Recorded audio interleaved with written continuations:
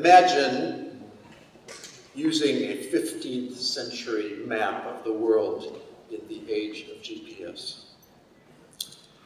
It would not help you locate anything so much as the minds of the old map makers. Were those men ambitious? Yes. Were they imaginative? Yes. Were they skillful? Yes. But did their maps accurately portray the objects they were meant to? No. The maps were grand and visionary, but they were mostly beautiful fantasies about coastlines. That's how I feel about Spencer Kimball's gospel vision of the arts in his Education for Eternity talk at BYU in 1967. It dreams grandly, but about what? When it comes to composers, for example, he offers as ideals Wagner, Verdi, Bach, and Handel, the youngest of whom had died in 1901, and all of whom were West Europeans. In other words, no one pertinent to 1967, and no East Europeans or North Americans, let alone anyone from South America, Asia, Africa, etc. No Stravinsky or Shostakovich or Copland or Ginastera, for example, all well-known masters still alive when he spoke. The pantheon of composers Kimball holds up is a myopic map of a bygone world. But what troubles me more than his ideals is his method. If one makes maps, only better ones, one begs the question of our relationship to map-worthy information. Paul Valery described what he saw as the conquest of ubiquity in 1928. And that quest for conquest has never stopped. It's now, as you know, in the palm of our hands, or in my pocket. What is the relevance of maps now in a GPS age? In the same way, what is the relevance of a gallery of long dead icons in this wholly new era, this new dispensation, to use a favorite Mormon word? Now, let me shift the metaphor. Let's talk about Jesus. He was often told that the Messiah should be the son of David. He bristled at that. The term demoted him. He offered something different, not just a sequel to David, but a higher form entirely. His resurrection only made the misnomer worse. He did not rise from death as Lazarus did, the same except for the hangover of death. He came back unrecognizable, even to his friends. He had to reintroduce himself to Mary, Peter, disciples at Emmaus, and so on, because the image of the Jesus they knew was no longer valid. It was an obsolete map of the real Jesus. As Paul put it about all who will be resurrected, he was changed. Still, the risen Jesus was only a whistle stop on the way to the second coming. That event is always described as an overwhelming planetary awareness. All people will see him. Every knee shall bow, every tongue confess to him. And by the way, the whole world will hear a trumpet blast in that. In what ways, then, can one speak of something so overwhelming with respect to anything called Mormon music? Here are the three traits that will characterize what I call the second coming of Mormon music. 1, everywhere. 2, everything. 3, everybody. Let me explain.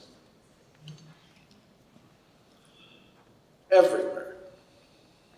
One thing that makes Jesus' second coming differ from his first is not the message or the style, but the audience. Just so with Mormon music's second coming. We Mormons associate the words low here, low there, with Joseph Smith describing the religious competition of his boyhood. But those phrases appear first, of course, when Jesus predicted his return. Don't listen to people who say low here, low there, he said, because he won't be local or regional or bound by any geography. Quote, "For as the lightning cometh out of the east and shineth even unto the west, so shall also the coming of the Son of Man be." End quote. His return will be the parousia, that tantalizing Greek word in the New Testament for Jesus' return. And it has two senses, an arrival and a presence. When I think of the second coming of Mormon music, it is in that latter sense, a presence, a universal abiding.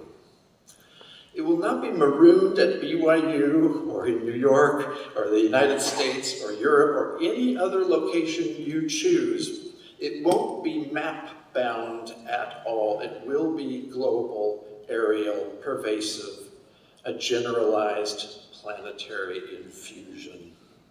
And indeed, it has already found its parousia on the aptly named World Wide Web. It can arrive at the threshold of ears on every continent. If someone had told me when I began teaching at BYU 32 years ago that the music of myself and my Mormon colleagues would be soon available around the world at the touch of a few buttons, would I have believed them? No, no, no. But my skepticism, in retrospect, would border on sinful. And by the way, everywhere refers to points of origin as well as destinations. In giving his gospel vision of the arts, Kimball was talking at BYU about BYU. That myopia had to die before it could be resurrected, and thankfully it has, partly because of the Barlow Endowment at BYU, which you'll be hearing more later, courtesy of its director. The truth is, Mormons compose music everywhere that Mormons live, and the quaint presumption that Mormon culture has its home address in Utah is as dead as Lazarus the second time around. Everything, just as Jesus had many styles, which is why we needed at least 4 gospels to portray him, there's no Mormon musical style. There is, to my mind, though, a controlling idea. One of my teachers, Alexander Ringer, said this about Jewish music: it must express, quote, universals, not particulars, and go beyond more or less obvious affinities with liturgical or folk tunes, not to speak of mere textual references or the parochial effusions of composing chauvinists. For in art, the ultimate test is rarely what, but how. Not the nature of the material, but its treatment, its unique intonation. And intonation, in that sense, reflects not merely the individual psyche, but the total historical experience of the community, physical and spiritual, to which the artist belongs, whether he or she identifies with it consciously or not. End quote. Contrary to that idea, Kimball yearned for new vocal music that would narrate Mormon history or be good press for Mormonism. I'm quoting him here. In the field of both composition and performance, why cannot the students from here, BYU, write a greater oratorio than Handel's Messiah? The best has not yet been composed nor produced. They can use the coming of Christ to the Nephites as the material for a greater masterpiece. Our BYU artists tomorrow may write and sing of Christ's spectacular return to the American earth in power and great glory, and his establishment of the kingdom of God on the earth in our own dispensation. No Handel, nor other composer of the past or present or future could ever do justice to this great event. Moreover, how could one ever portray in words and music the glories, of the coming of the Father and the Son, and the restoration of the doctrines and the priesthood and the keys, unless he were an inspired Latter-day Saint, schooled in the history and doctrines and revelations, and with rich musical ability and background and training. Why cannot the BYU bring forth this producer? End quote. My response to that as a composer is neither assent nor refutation, but transcendence. I hope we're beyond thinking that our religion is our history. And if I'm right, we need something better than vocal settings of authorized narratives. Why music about the first vision when you can portray visionary experience itself? Why write about Jesus coming when you can explore the mysteries of incarnation and embodiment? I usually talk and write about other Mormon composers' work, but let me talk a little today about my own. Now, consider what some non-Mormon reviewers have said about it.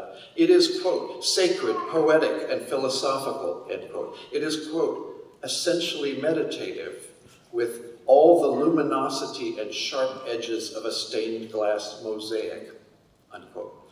It, quote, seems to come from another world, end quote. It, quote, is founded on an idea that is allowed to expand, ultimately reaching the boundary between sound and silence, where the listener is exposed to sacred space, end quote. All those things were said about my solo piano pieces. Or consider my string quartet entitled Of the, in which the spirit of Schubert keeps flashing onto the scene just as angels do in Mormon history. Now you can listen to this work on YouTube. I would go with respect to this and all other works of mine, as well as speeches, books, poems, and reviews, radio shows, and so on, to michaelhicks.org. I think you can remember that, michaelhicks.org, org for organism, of course. My instrumental music also takes up broader Christian traditions, so my mixed chamber piece, Relics, plays with sounds suggested by the remains of sacred objects in Christendom. My Stations of the Cross muses on those panels on the walls of Catholic churches throughout the world. The Annunciation portrays Mary's startled mind at the news of her son's conception. And what happens in my music with no religious titles often treats Christian behaviors. Diode, for example. The piece for 2 violins, 3 hands, depicts triumph over injury through the help and adaptation of a partner. If you want vocal music, consider my pop songs. They often invoke faith without churchiness, let alone Mormon history. Broadcaster Marcus Smith asked about my album, Valentine Street, quote, "To what extent is this album religious inquiry?" End quote. And I'll let you, again, listen to a track or two on my website or talk to me about getting a copy of the CD.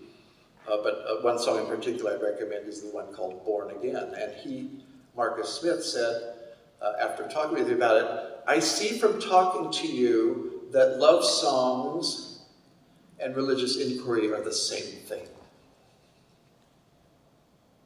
And I said, bingo. When I first read the Book of Mormon in high school, it puzzled me. Here was a 19th century book in 17th century English, quoting Paul centuries before he existed, putting Protestant revivalist sermons in the mouths of Isaiah-era Jews, and making Israelites out of Indians in New York. I could only love this book if I surrendered to such audacity as the scaffolding for a larger cause, Mormonism, a new breed philosophy and code of habits. A year and a half after joining the church, I went to the temple for the first time. There I saw Adam and Eve talking with a Protestant minister, and the Apostle Peter in a B-movie that included stock clips of wild animals and depicted a stage filled with plastic plants, interspersed with gestures straight out of the Freemasonry manual in my Baptist dad's nightstand. The temple taught me what the Book of Mormon should have. Time in Mormon's worldview never flows. It leaps and stutters and overlaps. So when we read in Ephesians, quote, that in the dispensation of the fullness of times, he might gather together in one all things in Christ, both which are in heaven and which are on earth, end quote. Why shouldn't this all-time everythingness pervade our music? Which leads me to everybody. Let's get two things out of the way. First, although Kimball mentions 4 women to whom Mormon singers should emulate, whom they should emulate or to whom they should aspire, he mentions no female composers. Now, given his musical upbringing, as well as mine, that makes sense. But Mormon women are writing some of the most ingenious music in our lifetime. You know that.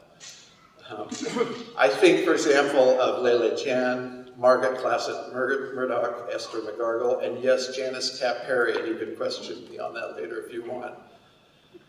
Part of the everybody that Mormon music's second coming requires is an entire gender that's been ignored as if it were the Western Hemisphere in the 15th century. Second, Kimball dwells on character. Now, maybe a temple-worthy Wagner would have written better music, but let's face it, a transgressive personality goes hand in glove with exploration, which we instinctively attach to the idea of art. For me, the character trait of sincerity, to echo Tolstoy, seems more vital than that of, say, chastity for making great art. I'll leave it to historians to confirm or refute that case, but if I thought that making better music meant possessing better morals, I'd have to enroll in a different universe. Still, let me turn my lens in a different direction. In 1975, Truman Madsen published in BYU Studies an article with this title, "Are Christians Mormon?" Throughout his essay, Madsen shows parallels in modern Christian thought to Joseph Smith doctrines that were at odds, basically, with the evangelical Christianity with which I, at least, was raised. But the greatest insight in this article was not in the parallels, but in the question itself. Are Christians Mormon? Because I believe it is the mind of the hearer that construes Mormonism in any speech, not the intent of the speaker. So how does this relate to Mormon music? Well, I, as a listener, hear Mormon music everywhere because I am a Mormon attuned to the Mormonism in everybody. Bernstein's Mass, for example, is to me one of the great codes of religious experience for Mormons of all faiths. But let's get scruffier. In Jim Croce's hit song, Operator, I feel so much of Christ's quote-unquote path of disappointment that President Monson speaks of. If prayer is the soul's sincere desire, that song is a prayer. Or when Chick Corea and the acoustic band play their version of Someday My Prince Will Come, I hear the wild fervor of the return of the Prince of Peace. Although, to be fair, I've been known to teach people to hear eternity in tape hiss or to hear genealogy in the scratches of vinyl records. Creating what we intend to be Mormon music is one thing. I do it and I teach it. But as Jesus often said, he that hath ears to hear, let him hear. To me, that includes hearing the Mormonism in everybody. Which brings me back to Dr. Ringer's statement. Quote, in art, the ultimate test is rarely what, but how. Not the nature of the material, but its treatment, its unique intonation, unquote. As Mormons, we have what actually might seem a particular disadvantage at this. Because Mormonism prizes truth from all sources.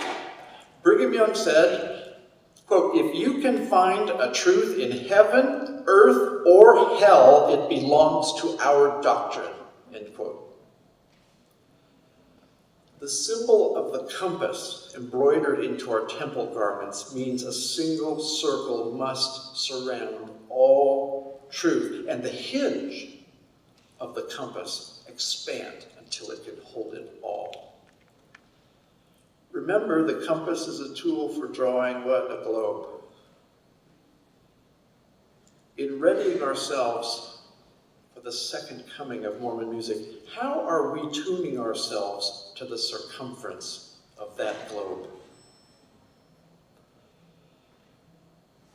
I believe that Mormon music's unique intonation is tuned to a favorite Mormon word, gathering. A gathering from everywhere of everything musical made by and for everybody.